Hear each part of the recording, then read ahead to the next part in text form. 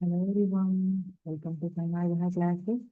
ನಮ್ಮ ಸುತ್ತಲಿನ ದ್ರವ್ಯವು ಶುದ್ಧವೇ ಪಾಠದ 15ನೇ ಪ್ರಶ್ನೆ. ಪರ್ಯಾಪ್ತ ದ್ರಾವಣ ಎಂದರೇನು?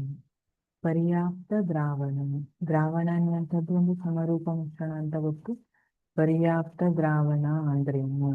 ಈಗ ಇಮ್ಯಾಜಿನ್ ಮಾಡ್ರಿ, ನೀವು ಏನ್ ಇಷ್ಟ ನಿಮ್ಗೆ ತಿಂಡಿ ಅದನ್ನೇ ಇಟ್ಕೊಳ್ರಿ. ನಾನೇನ್ ಹೇಳ್ತೀನಿ, ನನಗೆ ದೋಸೆ ಇಷ್ಟ, ನಾನು ದೋಸೆ ಅಂತ ಹೇಳ್ತೀನಿ. ದೋಸೆ. ಈಗ ನಿಮ್ಗೆ ದೋಸೆ ತಿನ್ನೋ ಕೆಪಾಸಿಟಿ ಇದೆ, 4 ದೋಸೆ ತಿನ್ನೋ ಕೆಪಾಸಿಟಿ ಇದೆ, ಸರಿನಾ? ಹಾಗಿದ್ರೆ ಈಗ ನಾನು 4 ದೋಸೆ ತಿಂದ್ಮೇಲೆ 5ನೇ ದೋಸೆನ ಹಿಂಗಂಗೋ ತಿನ್ಬಹುದು. ನೀವೀಗ 6ನೇ ದೋಸೆ ಹಾಕ್ತೀರಿ ಅಂದ್ರೆ ನನ್ನ ಹತ್ರ ತಿನ್ಲಿಕ್ಕೆ ಆಗೋದಿಲ್ಲ, ನಾನು ಬಿಟ್ಟೇ ಹೋಗ್ತೀನಿ. ಮೇಡಮ್ಗೆ ದೋಸೆ ಇಷ್ಟ, ಒಂದ್ ಜಾಸ್ತಿ ಹಾಕೊಳ್ಳಿ ಮೇಡಮ್ ಅಂತ ನೀವು ಒತ್ತಾಯ ಮಾಡಿದ್ರೆ ನಾನು ತಿನ್ನಲ್ಲ.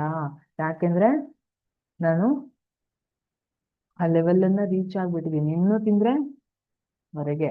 ಸೊ ಪರ್ಯಾಪ್ತ ದ್ರಾವಣ ಅಂದ್ರೇನು? ಇದೇ ಪರ್ಯಾಪ್ತ ದ್ರಾವಣ. ನಾನ್ ಪರ್ಯಾಪ್ತ ದ್ರಾವಣ ಅಲ್ಲ. ಪರ್ಯಾಪ್ತ ದ್ರಾವಣವನ್ನ ನಾವು ಈ ರೀತಿಯಾಗಿ ಹೇಳ್ಬೋದು. ಹೇಗೆ?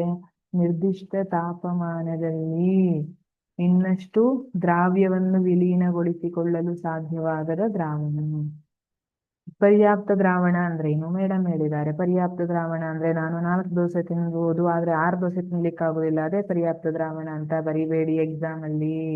ಪರ್ಯಾಪ್ತ ದ್ರಾವಣ ಅಂದ್ರೆ ನಿರ್ದಿಷ್ಟ ತಾಪಮಾನದಲ್ಲಿ, ಒಂದು ನಿರ್ದಿಷ್ಟ ತಾಪಮಾನ ಇದೆ, 30°C ಇದೆಯಾ, 28°C ಇದೆ, ಒಂದು ನಿರ್ದಿಷ್ಟ ತಾಪಮಾನ. ಆ ತಾಪಮಾನದಲ್ಲಿ ಎಷ್ಟು ದ್ರವ್ಯವನ್ನ ಈಗಾಗ್ಲೇ ಕರೆಸ್ಕೊಳ್ಬಹುದಲ್ಲ ಅಷ್ಟು ದ್ರವ್ಯವನ್ನ ಕರೆಸ್ಕೊಳ್ಬಿಟ್ಟಿದೆ.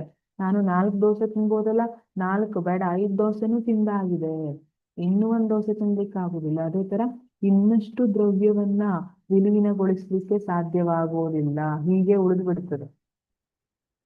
ಇನ್ನು ವಿಲೀನಗೊಳಿಸ್ಲಿಕ್ಕೆ ಸಾಧ್ಯವಾಗುವುದಿಲ್ಲ.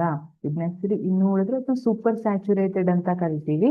ಬಟ್ ಇಲ್ಲಿ ನಿರ್ದಿಷ್ಟ ತಾಪಮಾನದಲ್ಲಿ ಇನ್ನಷ್ಟು ದ್ರಾವ್ಯವನ್ನ ವಿಲೀನಗೊಳಿಸಿಕೊಳ್ಳಲು ಸಾಧ್ಯವಾಗದ ದ್ರಾವಣ ಏನಿದೆ ಅದನ್ನ ಪರ್ಯಾಪ್ತ ದ್ರಾವಣ ಅಂತ ಕರಿತೀವಿ. Thank you.